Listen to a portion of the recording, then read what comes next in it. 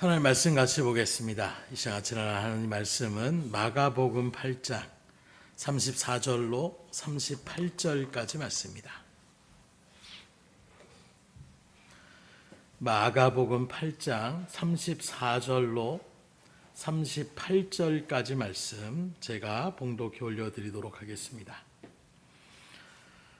무리와 제자들을 불러 이르시되 누구든지 나를 따라오려거든 자기를 부인하고 자기 십자가를 지고 나를 따를 것이니라.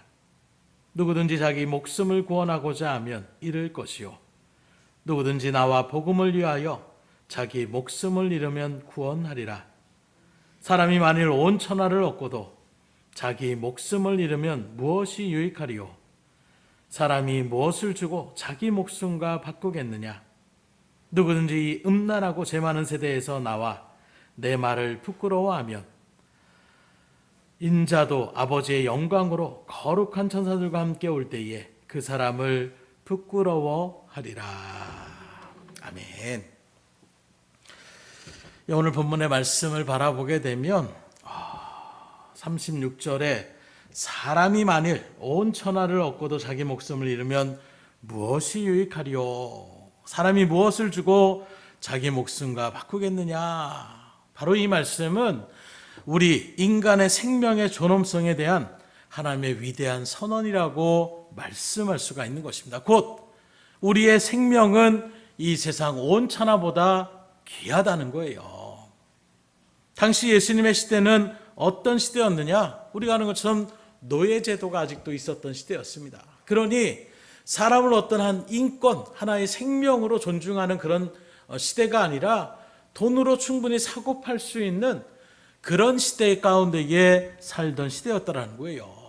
더 나아가 하나님의 율법을 지킨다는 그 미명 아래에 율법을 어기면 사람을 그 자리로 끌고 나와가지고 사람들이 돌을 들어서 돌로 쳐 그 사람을 죽이는 그런 시대가 장애했던 시대였습니다. 그래서 아내나 또 딸이 어떤 성적인 어떤 일들 가운데 문란함을 나타내게 되면 가문의 명예를 또는 하나님의 말씀 가운데 온전치 못하다라고 그렇게 돌을 쳐 죽였던 그런 시대였다고 얘기할 수가 있는 거예요. 이처럼 예수님의 그 시대상은 사람의 생명을 귀하게 여긴다라고 감히 이야기할 수 없는, 여전히 로마의 정복력 가운데에 수많은 생명들이 그렇게 해함을 당하게 되는 이런 시대 가운데에 바로 예수님께서는 분명하게 선포하는 것이야. 한 사람의 그 생명이 천하 만물보다 귀하다. 이것만큼 우리 인간에 대한, 우리의 존엄성에 대한 생명의 선언이라고 이야기할 수가 있겠습니까? 그런데 바라보게 되면 그 예수님의 시대만 그런 것이 아니라 오늘 우리가 사는 이 시대라고 해서 수많은 인권들을 이야기하고 수많은 인간의 존엄성을 이야기하지만 그 이면에 여전히 생명의 경시풍조의 모습들이 얼마나 우리 가운데에 자행되고 있습니까?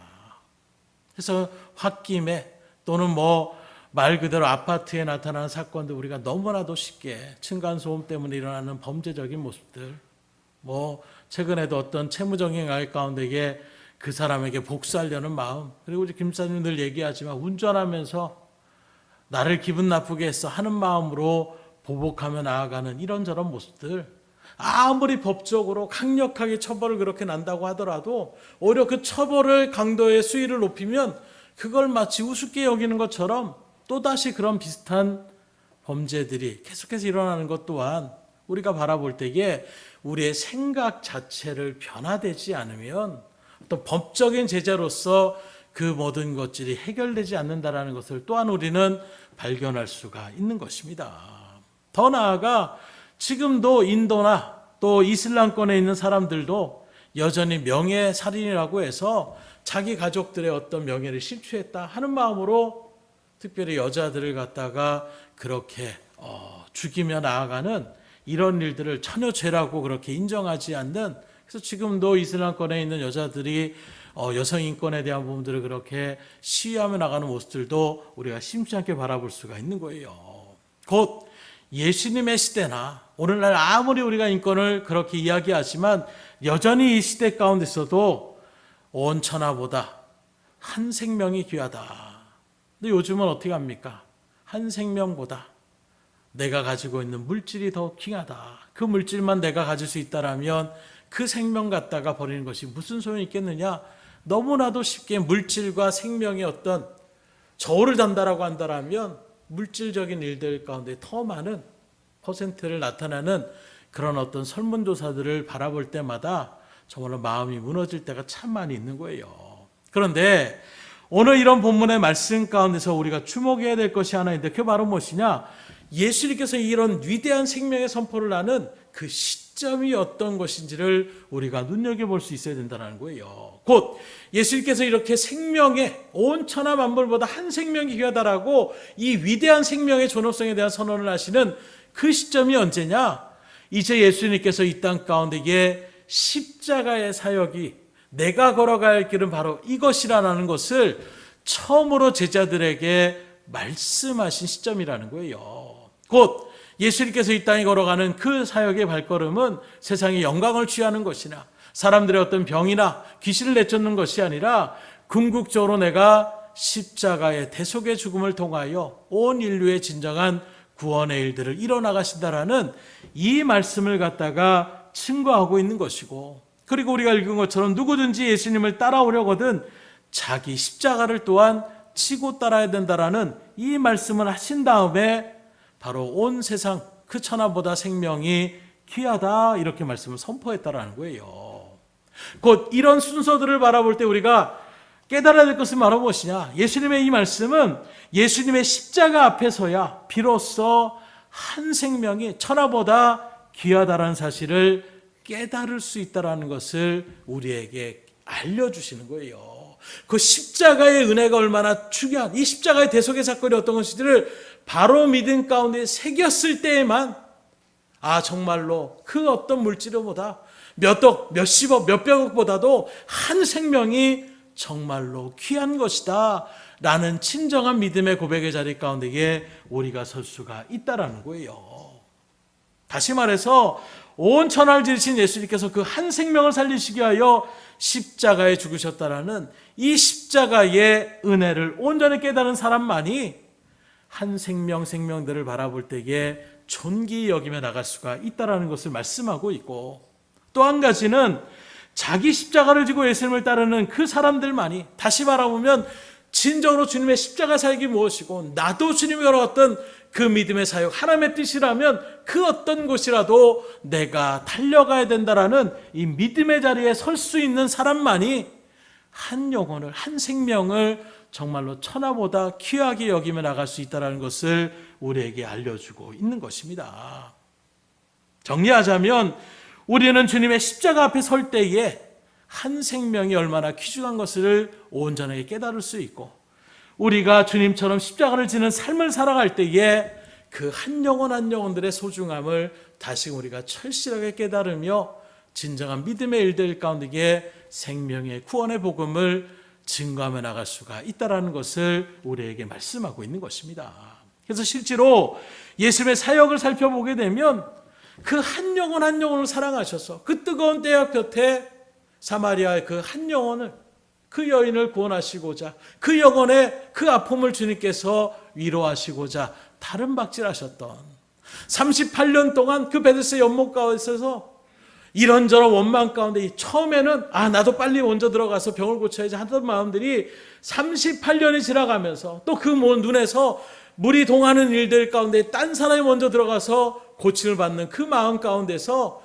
이제는 어떤 소망이 아니라 사람에 대한 원망, 불평만이 가득했던 삶을 살아가고 있지만 전혀 그 삶의 일들 가운데 어떤 즐거움도 없고 어떤 소망도 없는 그 영혼을 불쌍히 여기셔서 주님께서 친히 그 영혼을 찾아오시고 한순간에 그 38년 된 그 병자의 병을 고쳐주셨음을 우리가 말씀을 통하여 깨달을 수가 있는 거예요.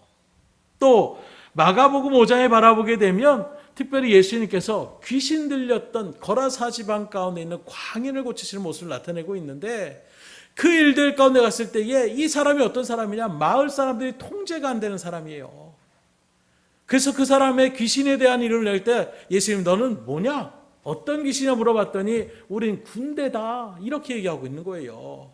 레기온이라는 이 단어는 보통 로마의 군병으로 치면 6천 명에 달하는 그 정도의 군세가 바로 군대라고 표현하고 있는 것입니다. 그렇게 많은 귀신들이 그 한 몸에 지금 들어가 있다는 것을 이야기하고 있는 거예요. 그러니 한 귀신의 어떤 영적인 싸움에서도 우리 인간이 귀신을 이겨나가기가 힘든데 거기에 군대의 그런 여러 가지 귀신들이 들어있으니 통제가 안 되는 것입니다. 그 힘으로 이런 부분들도 우리가 원로 목사님의 어떤 이야기 속에 많이 듣잖아요. 가냘픈 여인의 모습이라도 정말 귀신이 들려있을 때는 장정 넷이 달려들어도 뭐 한 번 이렇게 이러면 이쪽으로 날아가고 한 번 이러면 저쪽으로 날아가고 그 힘이 영적인 일들 가운데 나오면 당해낼 수가 없는 거예요. 그러니 이 사람들을 쇠사슬을 묶어가지고 그렇게 묶어놨는데 그 쇠사슬까지도 끊어버렸다는 거예요. 그냥 매듭이 아니라 어떻게 사람의 힘으로 쇠를 끊을 수가 있겠습니까? 이건 보통 인간의 힘이 아니라는 거예요. 그런 일들 속에서 무덤 곁에서 그렇게 미친 사람처럼 지내고 있는 이 사람의 모습, 그 모습을 주님께서 보시고 안타까이 여기시는 것입니다.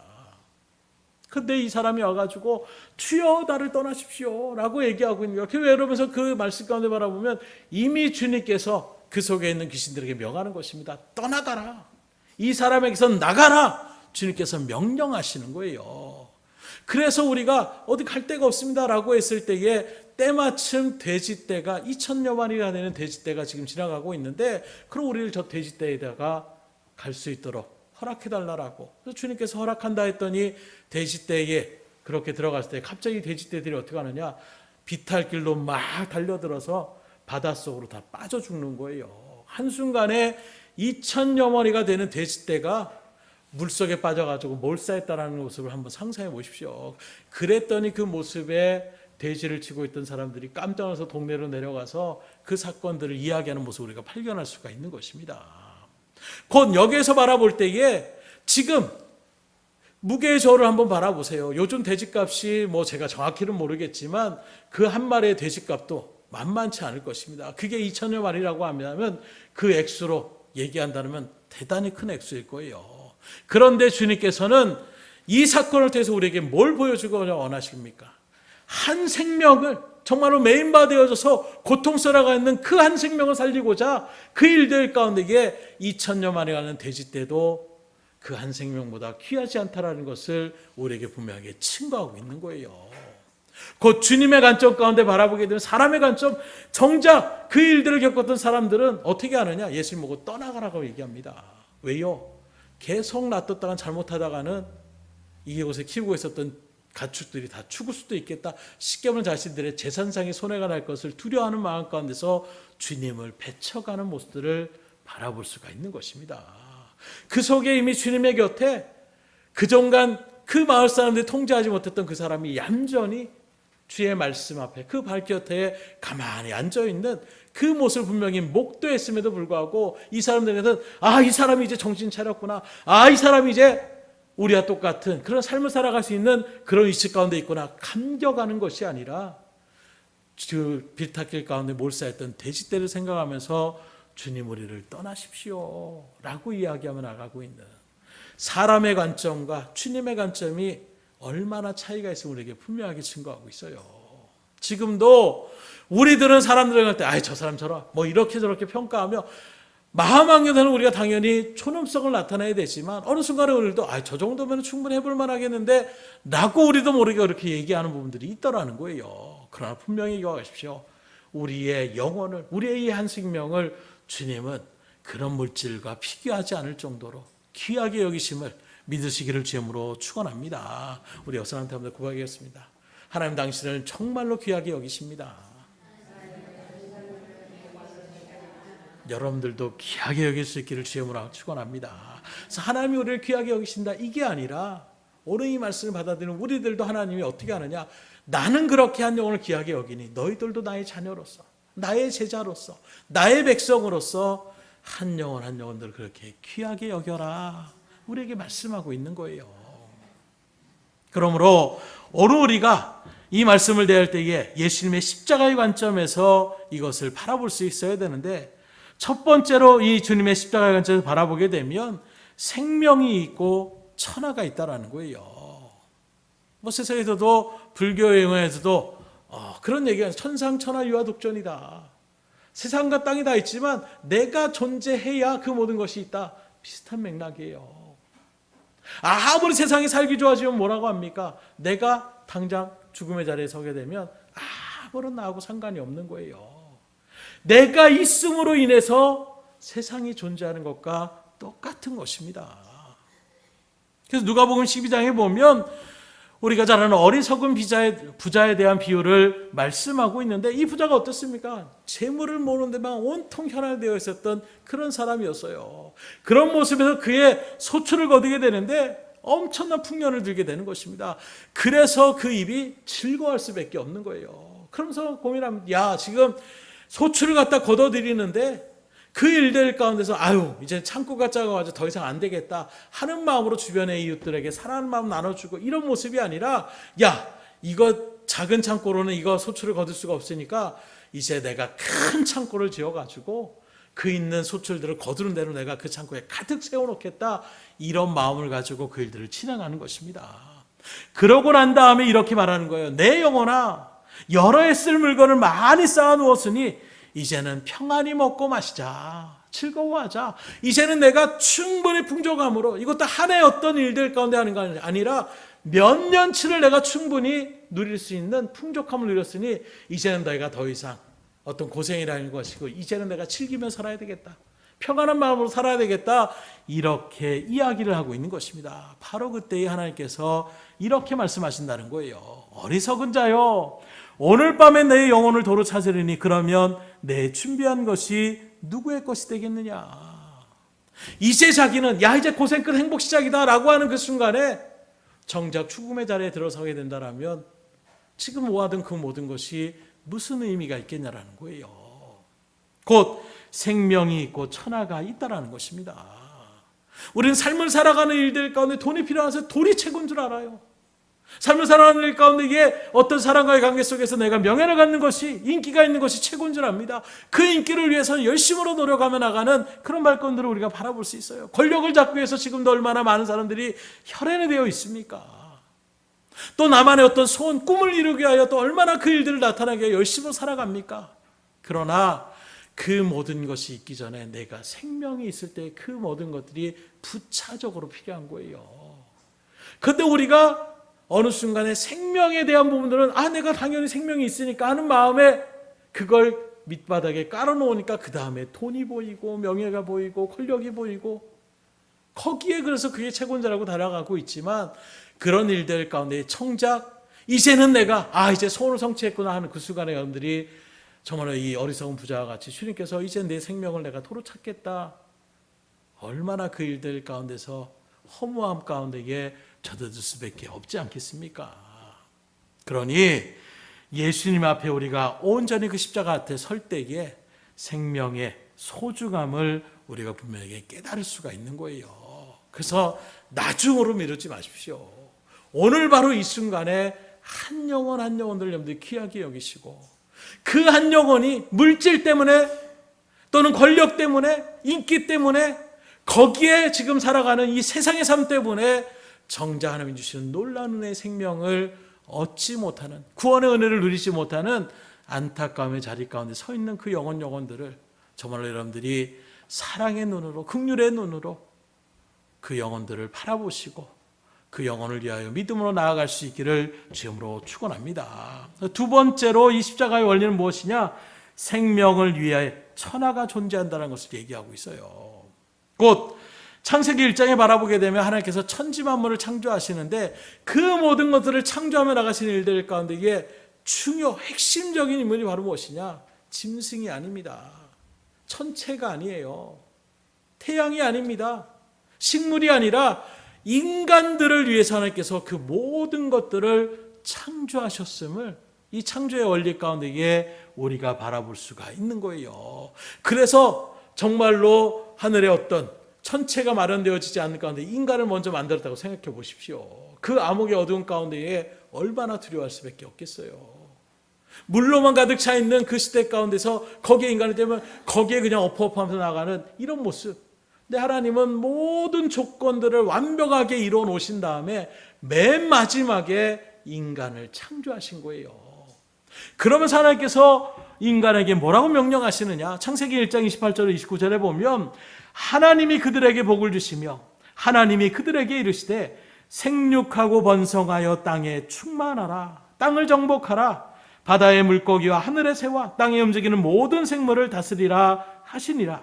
하나님이 이르시되 내가 온 지면에 씨 맺는 모든 채소와 씨 가진 열매 맺는 모든 나무를 너희에게 주노니 너희의 먹을거리가 되리라.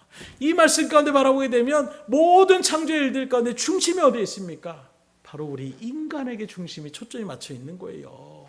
씨 맺는 열매들 하나님께서 창조하신 이유가 우리들에게 먹거리를 주시게 하여 창조하셨다는 것입니다.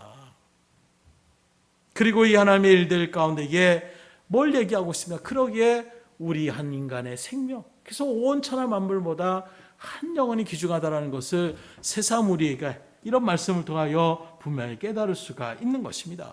그러면서 하나님께서 이런 천하를 돌보고 관리하고 사용하며 그리고 번성하도록 하셨는데 바로 이것이 이 세상에 다른 어떤 피조물들에게 허락하신 것이 아니라 오직 유일하게 우리 인간에게만 허락된 하나님의 놀라운 축복임을 여러분들이 바라보시며 그 하나만으로도 감사할 수 있기를 주님으로 축원합니다. 그래서 여러분들이 지금 이렇게 하나님의 형상을 따라 지음받은 인간으로서 이 땅을 살아가는 것 자체가 복인 줄 아셔야 돼요.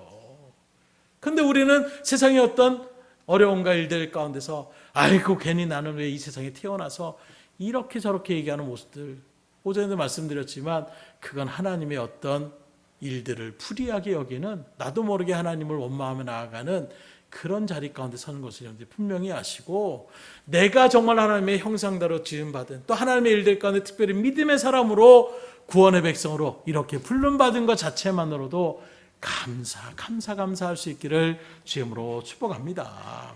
그런데 하나님의 말씀의 성경을 바라보게 되면 우리가 말하는 이 생명과 또 다른 차원의 생명이 있음을 얘기하고 있어요. 무슨 말씀이라고 하면 우리는 육신의 생명만을 얘기하고 있는데 하나님의 말씀의 성경은 이제 영원한 생명이 있다는 것을 우리에게 분명히 증거하고 있는 것입니다. 그래서 우리가 너무나 잘 알고 있는 그리고 암송조차 하고 있는 요한복음 3장 16절의 말씀을 다 아실 거예요. 한번 우리 같이 암송해 볼까요? 하나님이 세상을 이처럼 사랑하사 독생자를 주셨으니 이는 그를 믿는 자마다 멸망하지 않고 영생을 얻게 하려 하심이라.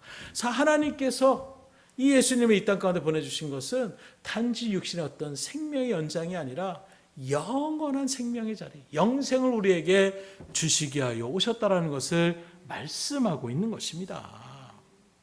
그러면 도대체 이 영생이라는 것은 무엇을 얘기합니까? 요한복음 17장 2절로 3절에 주님은 이렇게 말씀합니다.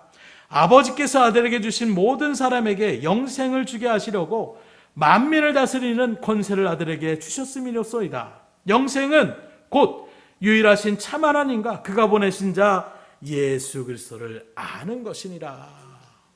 영생이 뭐라고요? 하나님이 누구인지를 아는 것, 그리고 그 하나님께 보내신 예수님이 누구인지를 바로 아는 것이 곧 영생이라고 얘기하고 있어요. 곧 이것은 무엇을 얘기합니까? 이 말씀 속에서는 우리가 영생을 얻는 것은 오직 예수 그리스도를 통해서만 영생을 얻을 수 있다는 것을 말씀하고 있어요. 그러니 이 말씀 하나만 안더라도 오늘 이 시대 가운데서 내가 마치 나를 통해서 구원받을 수 있다, 내가 예수다, 이런저런 일들 가운데서는 수많은 이단과 사이비들의 그런 자리 가운데에 결코 여러분들이 마음을 쏟지도 마시고 그런 말들에 미혹당하지 않기를 주님으로 축복합니다. 오직 예수님 외에는 다른 구원의 일들이 없어요. 그리고 이 말씀도 그래서 성경 우리가 여러분들이 읽어야 되는데 그럼 그 예수님이 지금도 그들도 예수님을 얘기하니까 혹시 그 사람이 예수일 수도 있지 않는 것 아닙니까? 이렇게 우리가 생각하는 일들 가운데 빠져드는데 재림에 주로 오시는 예수님은 초림에 와셨던 갓난아이로 태어나셔서 어린아이로 또 성장되어지고 청년으로 이렇게 나가는 모습이 아니라는 거예요. 이단과 사이비는 그런 모습인 것처럼 그래서 나도 그런 말씀에 끼어서 나도 이렇게 말씀에 나름대로 그것도 말도 안 되는 어떤 이 성경의 자체가 구약은 히브리어로 또 신약은 헬라어로 그리고 그 말씀이 또 라틴어로 그리고 영어로 그리고 한글로 이렇게 번역되어지는 이런 과정을 거쳐서 우리에게 말씀이 오고 있는데 그런 일들 가운데서 가끔씩 원어적인 일들을 얘기하는 것은 우리가 지금 한글로 그렇게 표현하고 있지만 그 의미가 자칫 우리가 원래적인 의미를 우리가 생각하지 못하고 넘어갈 수도 있다는 거예요. 그래서 가끔은 원어적인 단어의 모습은 이런 표현이 있습니다라고 말씀드린 것은 그런 일들 가운데 우리가 이런 말씀이구나 라는 것을 다시 우리가 새길 수 있는 부분이 있기 때문이에요. 그런데 특별히 여러분들이 신천지라고 하면 성경을 굉장히 연구하고 나가처럼 얘기하는데 그 사람들은 원어적인 얘기들은 특별히 주석이라고 얘기하는 이런 참고서들은 결코 보지 않습니다. 왜요? 이만희 교주 자체가 하나님께 직통으로 계시를 받고 말씀을 가리키는 자리 가운데 있는데 다른 사람이 쓴 그걸 갖다가 내가 참물려서 얘기를 한다? 있을 수 없는 거예요. 그런 일들 가운데 쓰다 보니까 정작 원어적인 일들을 모르는, 한글로 기록된 것만 주구장창 파다 보니까 한글로 끼워 맞춰서 이야기하는 부분들이 참 많이 있다는 거예요. 그래서 우리 아이들하고 얘기한 것처럼 한 어떤 영상을 바라보니까 교회에 와서 신천지 가르치는 사람하고 얘기를 하는데 그룹이라는 단어를 갖다가 이야기하는데 거기 있는 담임 목사님이 여기서 말하는 그룹은 뭘 얘기합니까? 얘기했더니 전혀 어떤 원어적인 일들 가운데 알지 못하는 사람들이 그룹 얘기하면 뭘 생각합니까? 그냥 사람들의 단체 이렇게 지금 이야기하고 있는 거예요. 그러나 원어적인 일들 가운데 그룹은 바로 천사의 스랍에 대한 모습들을 이야기하고 있는 것입니다. 가장 중요한 단어 자체도 제대로 해석하지 못하면서 그 의미를 갖다가 우리만 알고 있다. 이것만큼 어리석은 것이 어디 있겠어요. 그래서 우리가 이런 일들 가운데서 재림의 주로 오시는 분은 심판의 주로 오시는 분입니다. 마치 태양과 같이 온 천하가 한순간에 그 주님을 목도하며 바라보는 그 일들이 이루어진다고 얘기하고 있는 거예요. 한 노인네에 불과한 또 한 사람에 불과한 이런 일들 가운데 사람들에게 사죄를 하며 무릎 꿇고 나가는 이런 모습으로 결코 어떤 그런 모습이 만왕의 왕이 되시는 하나님이라고 할 수 있고 구원자 되시는 예수님이라고 얘기할 수가 있겠습니까? 이 시대의 선지자라고 이야기할 수가 있겠습니까?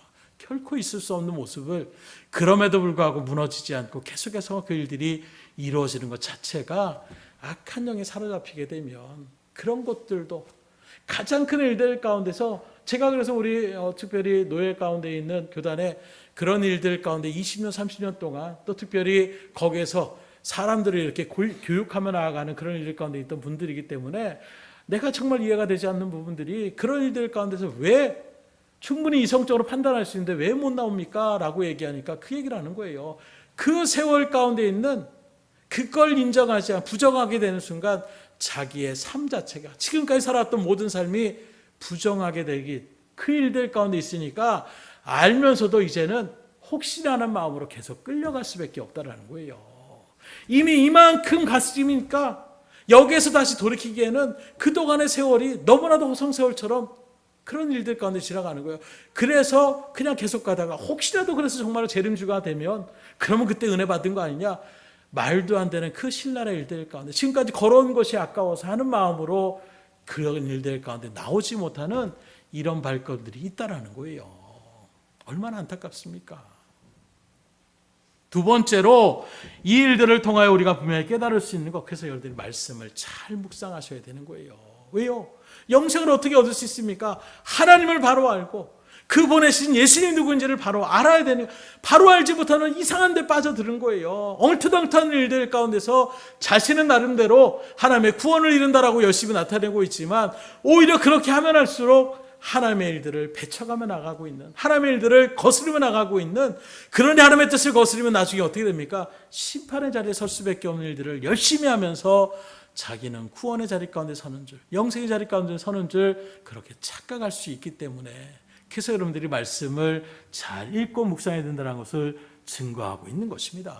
특별히 여기 하나님과 예수 그리스도를 알아야 된다라고 하는데 이 안다라는 말도 잔신히 그냥 지식적으로 알아야 되는 것이구나 이렇게는 생각할 수 있지만 헬라어 원어적으로 기노스코라는 이런 단어를 쓰고 있는데 이 말은 무엇이냐? 만남과 관계를 통하여 서로를 전인격적으로 알아가는 것을 얘기하고 있는 거예요. 그래서 이 사람 이름이 뭐구나, 저 사람 어디에 삽니다, 이 정도가 아니라 정말로 그 사람과 교류하면서 이 사람의 성향은 이런 것이고 이 사람의 이런 꿈을, 그 모든 것들을 인격적으로 다 교류하면서 느껴지는 그 모든 걸 할 때 정말 나는 이 사람을 알고 있습니다 라는 표현이에요. 곧 하나님을 알고 예수님을 안다는 것이 그냥 이 세상에서 3대 성인 중에 하나입니다. 하나님은 저 이스라엘 백성들 유대 지방에서 섬기고 있는 하나의 종교적인 그런 신입니다.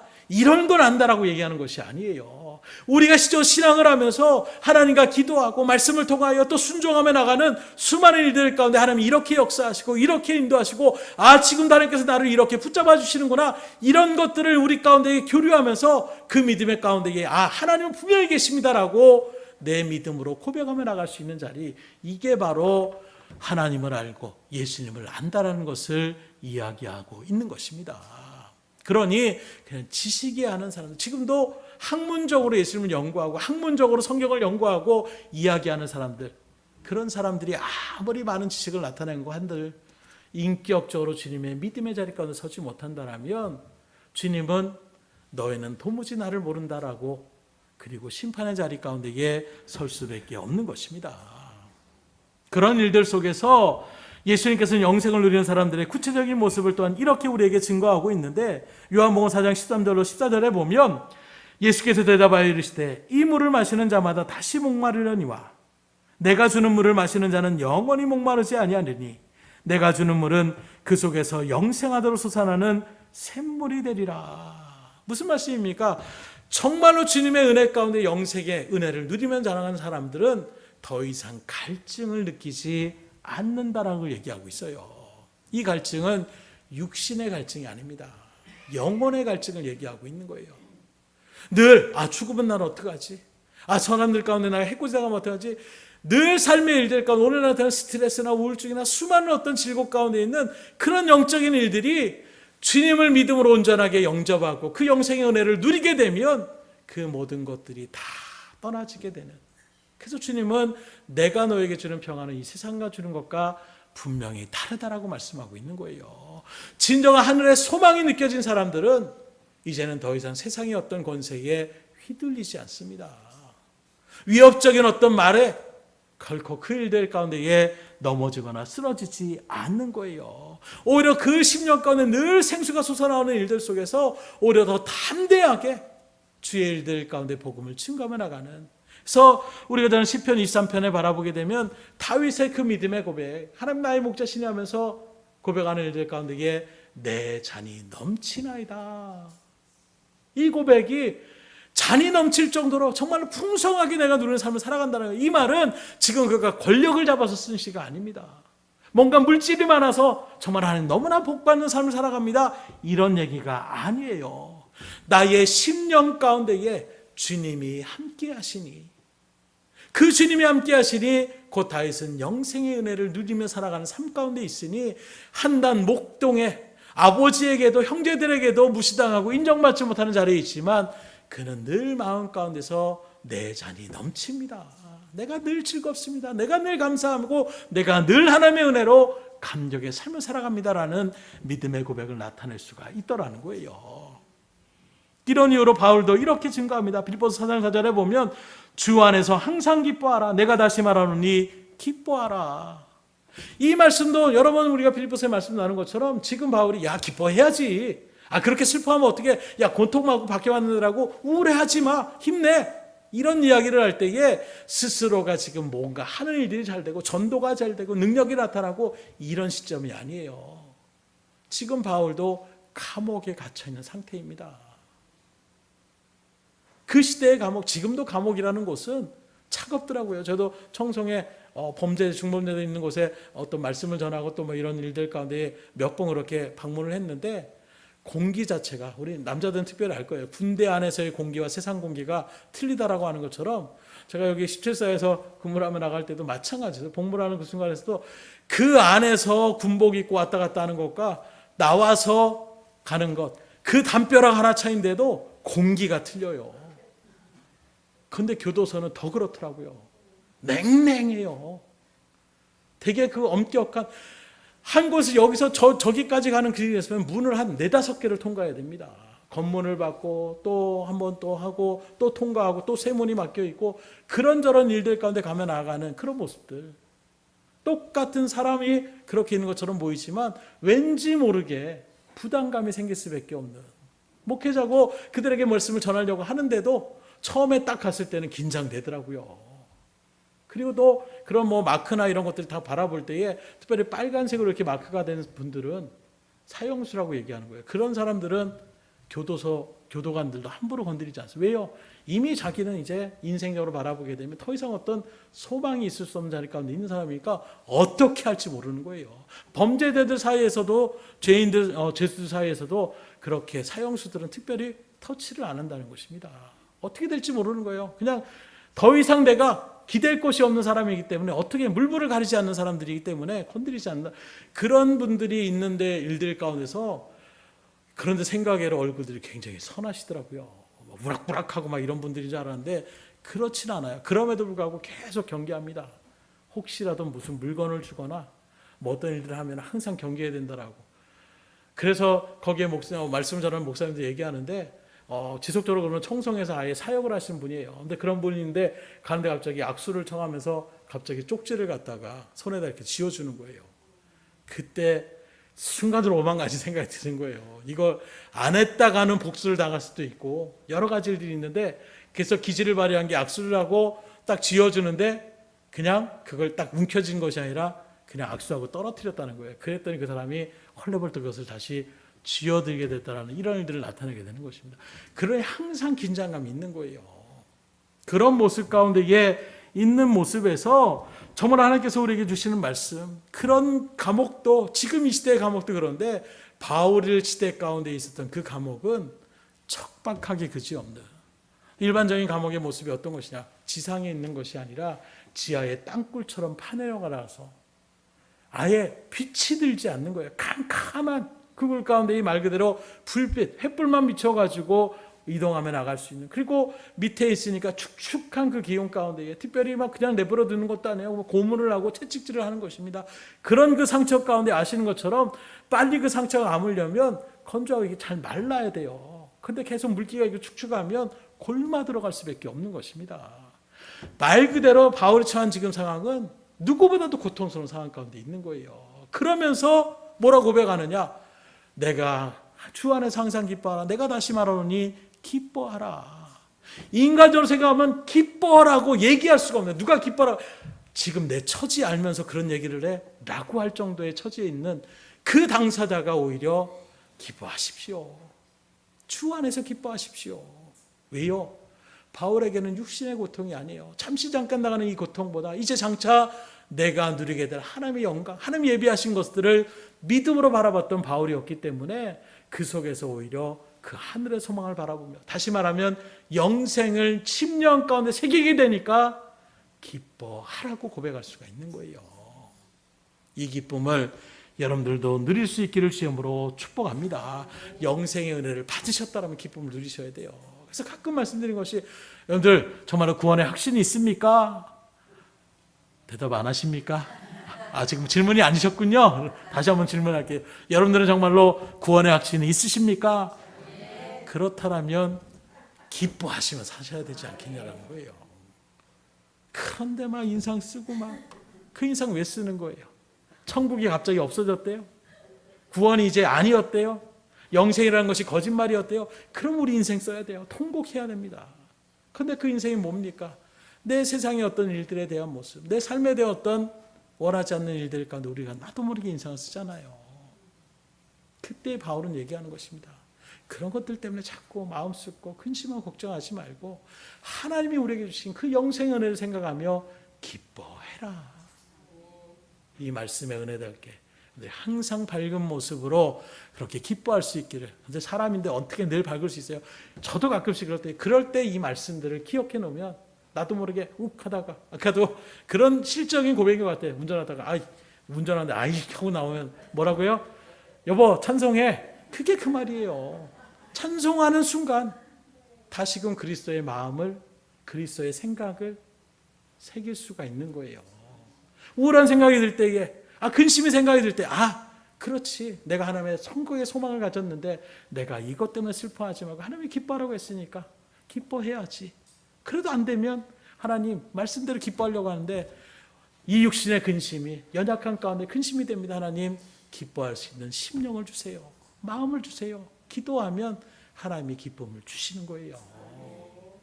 그런 것이 진정한 기도의 자리 가운데 서는 것입니다. 그냥 내가 원하는 거, 내가 생각, 이게 아니라 하나님의 뜻대로 살려고 하는데, 말씀대로 순종하려고 하는데 안 되는 부분들이 많아요.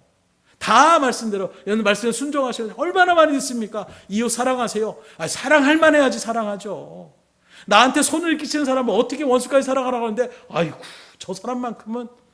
그러니 그 마음을 놓고 기도하셔야 되는 거예요. 왜요?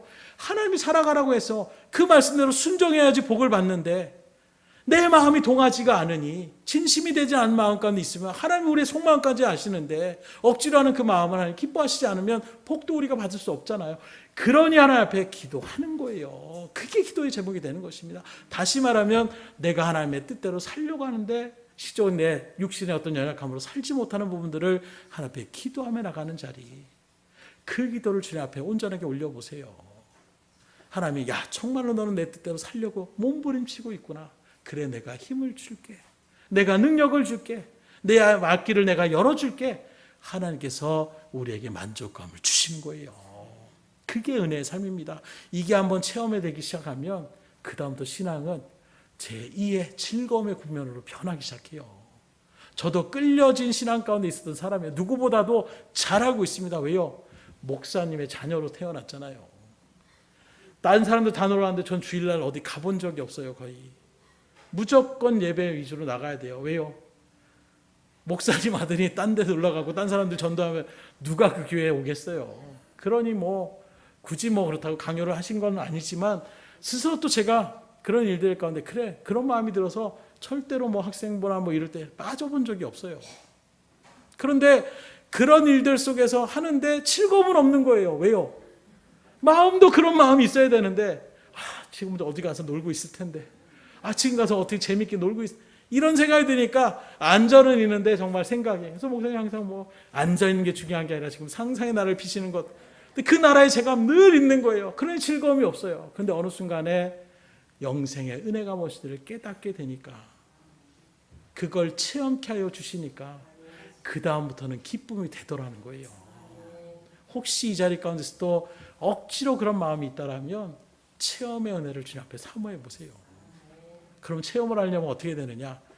죽어라고 지금 말씀드린 것처럼 말씀대로 내가 지켜 행해야지. 안 되면 그걸 기도해서 하나님 도와주세요 하면서 끝까지 내가 한번 해보리라는 마음으로 가보세요. 그때 하나님께서 그 마음을 딱 바라보시고 은혜를 주십니다. 그게 한번 내 마음 가운데 확증이 되면 그 다음부터는 기도의 자리가 그렇게 즐거울 수가 없는 거예요. 왜요? 하나님 앞에 기도하면 하나님 응답해 주시니까, 내 마음에 기쁨을 주시니까, 내 삶을 회복해 주시니까, 이런 은혜를 누리며 살아갈 수 있기를 주님으로 축원합니다. 그래서 가끔씩 그럴 때가 있어요. 힘들고 지치면 즐겁게 신앙생활 하십시오. 신앙생활하면서 가장 힘들게 하는 그게 정말로 안타까움입니다. 그러니까 이왕에 신앙생활을 하려면 즐겁게 하실 수 있으셔야 돼요. 그러려면 내가 하나님의 은혜를 체험하셔야 돼요. 그래서 주의 일들 가운데서 누리는 이 생명의 은혜. 그래서 늘 말씀드리지만 어쨌든 육신의 죽음의 일들 가운데 우리는 슬퍼할 수밖에 없어요. 만약에 이 부활에 소망이 없다면, 저 하늘에 소망이 없다라면 정말 하나님 앞에 원망불평할 수밖에 없는 그런 일들이 얼마나 많이 우리 가운데 있습니까? 그때에 저도 모르게 하나님 이건 아니지 않습니까? 우리가 그렇게 기도하고 우리가 그렇게 하나님 앞에 간절함을 나갔는데 하나님 우리가 원했던 결과는 이게 아닌데, 그때 하나님께서 말씀하시는 거예요. 하늘에 소망이 있고 하늘나라에 진정한 고통과 아픔이 없는 그 은혜의 일들 가운데에 부름받은 것이 크게 복된 것이라는 것을 우리에게 깨닫게 하여 주시는 것입니다. 저런들 영원히 이 땅에 사실 분들 아무도 없어요. 언젠가 우리는 다 하나님의 나라에 들어갑니다. 근데 그 나라가 육신으로 말할 때는 육신의 죽음이니까 공포고 두려움일지 모르지만, 말씀의 은혜 가운데 십자가의 은혜를 우리가 구원의 영생에 대한 비밀을 온전히 깨닫게 되면 바울은 뭐라고 고백해요? 내가 빨리 하나님께 부름받았으면 좋겠다. 쉽게 말했으면 빨리 죽었으면 좋겠다. 이렇게 얘기하고 있는 거예요. 왜요? 하늘의 그 영광의 나라가 어떤 것인지를 맛봤어요, 바울은. 그래서 하나님 속히 좀 갔으면 좋겠어. 그러나 하나님 나에게 맡겨진 사명이 있으니 내가 그 사명을 마치는 일들 가운데에 최선을 다하겠습니다. 이게 바울의 사명의 고백이었어요. 근데 이 고백을 최근에 기도회에 참석하면서 노예 목사님이 오셔가지고 비슷한 이야기를 하시더라고요. 뭐 이명 증상도 생기시고 몸이 점점점 막 여기저기 아프시는 거예요. 그러면서 얘기를 하시더라고요. 아, 정말로 바울처럼 나도 좀 빨리, 그래서 저도 아니까 빨리 그래서 죽고 싶으시다고요? 그러면 안 되죠. 할 일이 많으신데. 했더니 아니 뭐 그런 마음 가운데도 몸이, 그래서 어찌 보면 이제 노예에서도 어느 정도 어른의 일들 가운데 서서 우리들 도와주셔야 되고, 뭐 그러면서 제가 말씀드린 것이 가족을 생각해서 또 맡겨진 내 사명이 있어서 이런 얘기를 하시면서 그래도 사명이 있으니까 내가 해야지 하는 말씀하는데, 제가 그랬어요. 뭐 다른 건 다 모르겠고요. 일단은 저한테 도움이 돼야 되기 때문에 계속 살아 계셔야 돼요. 이렇게 말씀하니까 알았어. 그러면서 말씀을 하시더라고요. 주의 일들 속에서 맡겨지는 것이 그런 소망인 거예요. 하늘에 정말로 소망이 있는 사람은 죽음을 두려워하지 않습니다. 다만 이 땅 가운데 있는 사람들을 바라볼 때, 남겨진 사람들을 바라보는 그 안타까움과 또 내가 맡겨진 하나님의 사명이 있기 때문에 그 일들을 위하여 내가 최선을 다하며 달려나가는 것이지, 오늘 당장 내가 하나님 앞에 부름받아도 감사함으로 나갈 수 있는 고백은 영생의 분명한 믿음의 확증 가운데 있는 사람들의 고백이라고 얘기할 수가 있는 거예요. 그럼 여러분들에게 또 질문합니다. 그런데 어떻게 지금 죽어도 여한이 없으십니까? 우리 유권사님만 아멘 하시고, 오히려 예외로 우리 어르신분들은, 우리 원로 목사님도 우리 권사님도 절대로 아멘 하시는 거. 언제라도 주님께서 부르시면 우리가 갈 수 있는 이런 믿음의 소망의 자리 가운데 설 때에 우리의 마음이 진짜로 평안해질 수 있는 거예요. 근데 이 땅에 계속 소망이 있고 내가 가진 거 생각하고, 내가 그래도 손주 더 봐야지, 내가 그래도 아이들 다 결혼하는 거 봐야지, 이런 마음에 있으면 늘 두려울 수밖에 없는 거예요. 사람의 일들 가운데서 진정한 영생의 평안의 일들 가운데 설 수 있기를 주님으로 축원합니다. 그리고 그 비밀을 알면 그 다음에 어떻게 되느냐? 복음을 증거하셔야 되는 거예요. 나만 살아도 되겠어요? 이제 내가 사랑하는 영혼들을 구원해 주셔야 되잖아요. 그래서 우리가 누가복음 16장에 나오는 거지 나사로와 부자의 비유를 통해서 주님께서 분명히 말씀하시잖아요. 죽은 다음에 이 부자가 내가 이럴 줄 알았으면, 내가 이런 지옥에 있는 줄 알았으면 내가 세상에서 잔치 그 즐거움 가운데 있는 것이 아니라 그 영혼들에게 하나님의 말씀대로 살아라, 하나님의 뜻대로 살아라, 이렇게 이야기했을 텐데. 그래서 간구합니다. 나는 이제 늦었으니까 어쩔 수 없는데 저 나사로라도 다시 보내셔서 내 남아있는 가족들, 친척들, 그 친구들에게 이 이야기를 꼭 전해줬으면 좋겠습니다. 얼마나 그 자리가 괴로움과 고통의 자리였으면, 세상에서 누릴 것 만족감으로 누렸던 사람이었어요. 그러나 그 이후에 지옥의 그 형벌 가운데 있는 것이 얼마나 고통스러우면 이런 이야기를 합니까? 물론 예수님께서 비유적으로 말씀하신 것이지만 이 말씀을 통해서 예수님께서 우리에게 깨닫고자 하는 것이 무엇이겠어요? 그러니 지금 살아있는 이 순간에 우리가 세상의 즐거움에 빠져들거나 또는 세상의 즐거움에 빠져있는 그 영혼들을 우리가 생각하지 않고 그냥 나가는 것이 아니라 정말로 한 영혼 한 영혼들을 사랑하는 주님의 그 마음을 가지고 지금도 세상이 전부냐 살아가는 그 영혼들에게 생명의 복음을 전하라는 거예요. 죽은 다음에 후회하지 말고, 정말로 천국에 올라오고 나니까 야, 정말로 천국이 있구나, 정말로 즐거운 것이구나, 아이고 그런데 믿지 않는 내 남편은 어떡하지, 믿지 않는 내 자녀들은 어떡하지, 거기에서 후회해봐야 아무 소용이 없다라는 거예요. 지금 여러분들에게 내 지금 하나님께서 부름받지 않은 것은 그러한 사명들이 있기 때문에 남겨주신 거예요. 그래서 바울의 고백과 같은처럼 목사님의 얘기처럼 내가 왜 죽지 않고 여기 살아있는가? 오늘도 내가 음식 잘 먹고 건강 챙겼으니까 아니에요. 말씀적으로 바라보게 되면 여러분들의 맡겨진 사명이 있기 때문이에요. 그 사명이 끝나면 이제 하나님이 데려가시는 것입니다. 이제 수고했다, 이제 고생했다, 이제는 너를 위하여 펼쳐진 내 잔치자리에 너도 와서 이제 참여해라, 하나님께서 말씀하시는 것입니다. 그네 일들 가운데 여러분들이 쓰임받기 위하여 한 영혼 한 영혼들을 귀하게 여기시고 그 영혼을 정말 마음에 품으시고 기도하셔야 돼요.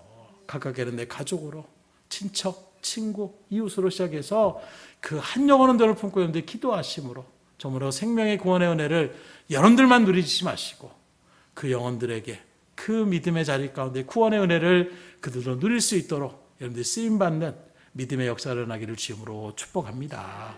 우리 옆 사람한테 선포합시다. 전도합시다. 전도하셔야 돼요. 예, 한 영혼을 하나님께서 이렇게 귀하게 여기시는데 그 일들을 여러분들을 통해서 쓰임받기 원하시는 거예요. 기도하겠습니다.